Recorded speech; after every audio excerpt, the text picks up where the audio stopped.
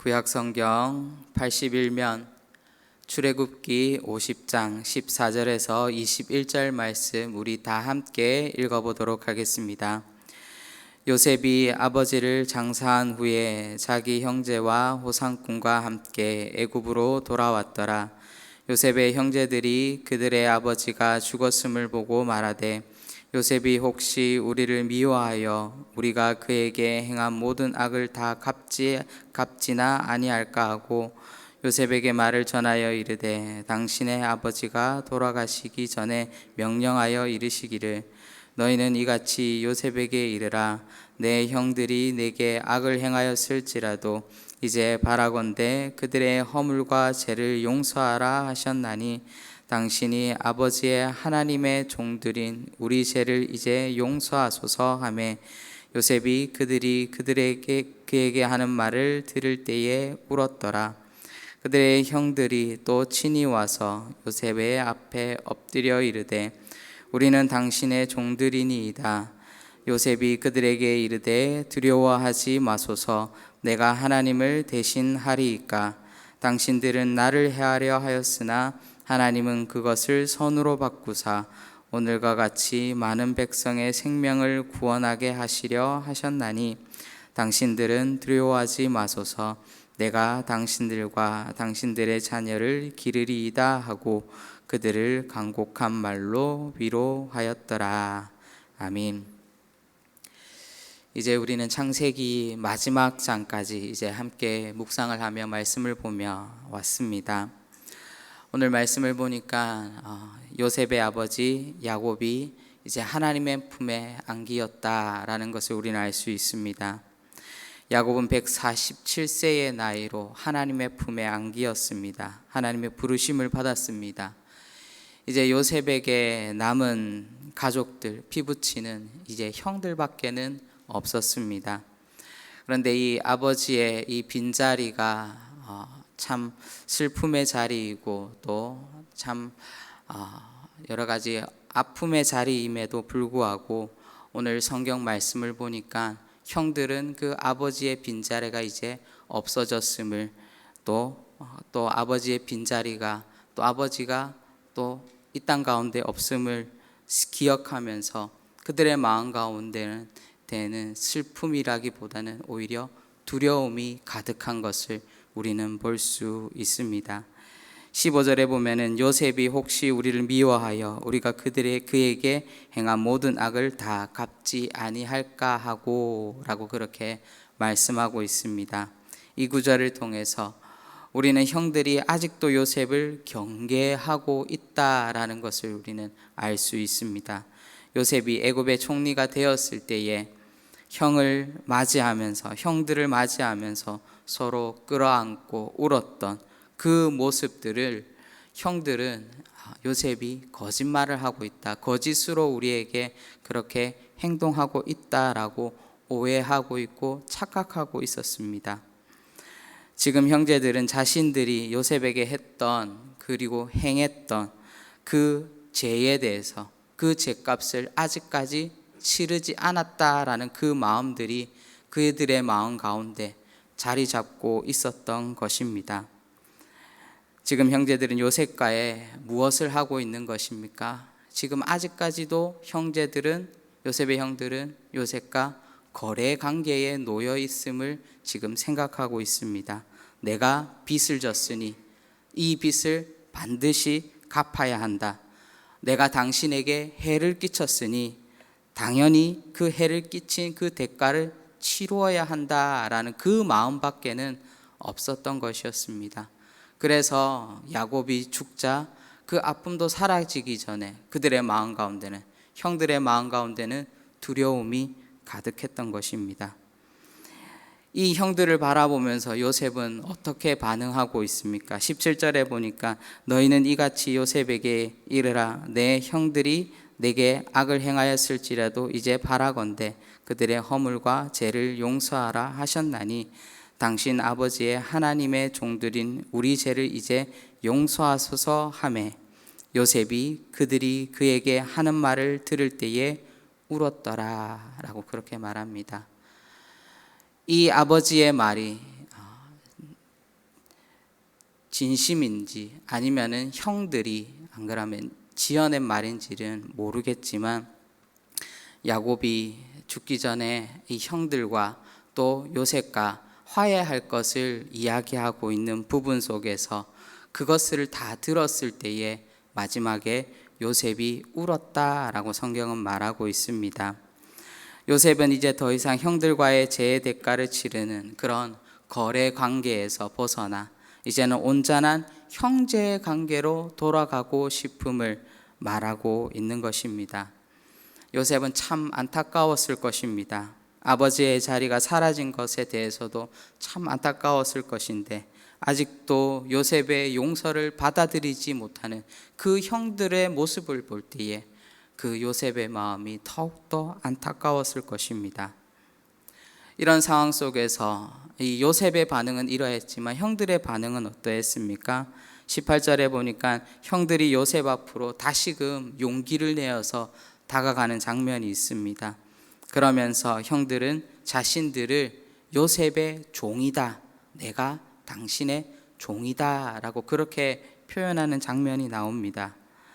그리고 이러한 형들을 향해서 더 이상 나를 두려운 존재로 여기지 말라. 그리고 우리가 두려워해야 될 대상은 바로 하나님이다 라고 말하는 그런 요셉의 장면이 등장합니다. 저는 이 말씀을 묵상하면서 참 이 요셉과 형들의 이 관계들을 보면서 우리의 인생과 우리의 삶과 참 많이 닮았다라는 것을 묵상하게 되었습니다. 요셉이 형들 앞에 이렇게 나아가면서 나는 요셉의 형들이 요셉 앞에 나아가면서 내가 당신들의 종입니다 라고 그 말하는 말 속에서 저는 나는 당신에게 죄를 지었습니다. 더 이상 이런 죄를 짓지 않겠습니다 라고 온전한 용서를 구하는 그런 형들의 모습을 보았습니다. 형들은 요셉에게 자신들이 지었던 죄에 대해서 이제 온전히 인정하고 있는 것을 우리는 볼 수 있습니다. 우리도 마찬가지입니다. 우리 또한 죄인으로 살아갈 수밖에 없는 삶입니다. 그렇기 때문에 우리는 날마다 우리의 삶 속에서 늘 하나님 앞에 나아가 우리는 이 형들과 같이 하나님, 나는 죄인입니다. 나는 죄인으로 살 수밖에 없습니다. 그러나 하나님, 우리를 용서하여 주시옵소서 고백할 수 있어야 되는 것입니다. 우리는 하나님께서 주시는 믿음으로 말미암아 죄인이라는 것을 우리는 깨닫게 됩니다. 그리고 우리는 하나님의 말씀에 근거하여서 하나님께서는 하나님께 죄를 고하는 모든 그 사람들에게 용서를 해주신다라고 그렇게 말씀하십니다. 그리고 또한 이것을 믿어야지만이 또한 그 모든 죄가 사여지고 우리는 정결케 될 수 있는 것입니다. 바로 우리는 믿음을 통하여서 죄를 깨닫게 되고 그리고 또한 믿음을 통하여서 우리는 하나님께 용서함을 받을 수 있습니다. 즉 우리는 믿음을 통해 하나님의 살아계심과 그리고 하나님께서 우리의 인생을 이끌어가고 있다라는 그 사실을 믿고 우리가 의지할 때에만이 바로 우리는 그 죄의 길에서 벗어날 수 있는 것입니다. 그리고 그 죄의 길을 선택하지 않기 위해서는 우리가 말과 행동을 절제할 수 있는 것입니다. 누구처럼 말입니까? 바로 요셉처럼 말입니다. 형제들과 요셉이 달랐던 것은 다른 점은 바로 이런 것이었습니다. 형제들도 하나님의 존재를 알았을 것입니다. 그들의 조상들이 가르쳐준, 그들의 아버지가, 그들의 할아버지가 가르쳐준 그 하나님에 대해서 분명히 알고 있었을 것입니다. 그러나 요셉의 형들은 아브라함의 하나님, 이삭의 하나님, 그 야곱의 하나님을 그들의 머리로만, 그들의 지식으로만 알고 있었지 그들의 믿음으로써 고백하고 있지는 않았습니다. 이전에 제가 말씀드렸던 부분에서 요셉이 울었다라는 그런 부분들이 있는데요. 아마 그 요셉이 울었던 부분들 속에서는 형들의 이 믿음 없음을 보고 이 요셉이 아마도 울었을 것이다 라고 저는 그렇게 한번 묵상해 보았습니다. 정말 이들이 하나님에 대한 지식은 알고 있었지만 하나님에 대한 그 믿음이 없었기 때문에 바로 이들은 늘 하나님의 그 뜻을 선택하는 것이 아니라 늘 죄의 길을 선택하고 있었기 때문에 수십 년이 흘렀음에도 불구하고 그 요셉에게로 온전히 나아가지 못하고 용서를 구하지 못하고 그들의 마음 가운데, 형들의 마음 가운데는 두려움과 또 그 삶 가운데 불안함이 존재할 수밖에 없었다라는 것입니다. 형들은 하나님을 온전히 믿지 못했다라는 것입니다. 그러나 요셉은 어떠합니까? 요셉은 지식으로서의 그 하나님이 아니라 바로 믿음으로서의 그 하나님을 바라보았습니다. 그렇기 때문에 자신의 인생 가운데 수많은 그 선택의 순간들 속에서 죄의 길을 선택하지 않고 바로 하나님의 길을 선택할 수 있었던 것입니다. 그리고 이러한 삶을 살려고 노력했던 그 요셉은 오늘 이 말씀, 우리가 함께 읽은 이 말씀 20절에 보면은 이렇게 고백하고 있는 것을 우리는 볼 수 있습니다. 우리 오늘 20절 말씀 우리 다 함께 읽어보도록 하겠습니다. 당신들은 나를 해하려 하였으나 하나님은 그것을 선으로 바꾸사 오늘과 같이 많은 백성의 생명을 구원하게 하시려 하셨나니. 아멘. 내가 하나님을 믿고 하나님을 선택하고 하나님을 의지하였더니 하나님은 요셉의 모든 인생을 무엇으로 바꾸셨다 말씀하십니까? 선으로 바꾸셨다라고 그렇게 말씀하고 있습니다. 이 고백이 바로 저와 여러분의 고백이 되기를 소망합니다. 사랑하는 성도 여러분, 이 고백이 우리의 인생의 고백이 될 수 있어야 합니다. 하나님의 말씀을 따라 믿음으로 살아가는 사람들의 길은 죄의 길을 선택하지 않고 죄의 길을 멀리하며 하나님과 동행하게 되고, 그리고 또 하나님과 동행한다는 것은 바로 우리의 모든 삶과 모든 일들을 바로 하나님께서 선으로 바꾸어 주시는 그 삶이라는 것을 우리는 믿음으로 고백하며 나아가야 합니다. 믿음을 따라 살아가는 것, 삶의 모든 순간들 속에서 하나님을 선택하는 것, 그리고 세상의 모든 유혹과 죄들 속에서 하나님을 바라보는 것은 결탄코 쉬운 일이 아닐 것입니다. 그렇기 때문에 때로는 우리에게 두려움이 다가옵니다. 수많은 걱정들과 수많은 갈림길에서 우리는 고민하고 방황할 수도 있습니다. 그러나 그때마다 우리가 믿음으로 고백해야 되는 것이 무엇입니까? 바로 하나님께서 우리의 길을 인도하시고 우리를 먹이시고 우리를 기르시는 분이라는 것을 우리는 깨달을 수 있어야 합니다. 요셉은 자신 앞에서 두려워하는 형들에게 내가 당신들과 당신들의 자녀를 기르리이다 라고 그렇게 말씀하고 있습니다. 성경은 이러한 요셉의 위로를 간곡한 위로다 라고 그렇게 말씀하고 있는데요, 오늘 우리에게도 동일하게 하나님은 간곡한 위로로 말씀하고 있으십니다. 내가 너를 버리지 않겠노라. 내가 너와 너의 가정을 친히 기르겠노라. 내가 너의 인생을 온전히 책임지겠노라. 그렇게 말씀하십니다. 사랑하는 성도 여러분, 우리는 지금 사순절을 보내고 있습니다. 주님께서 우리를 위하여서 이 땅 가운데 오셨습니다.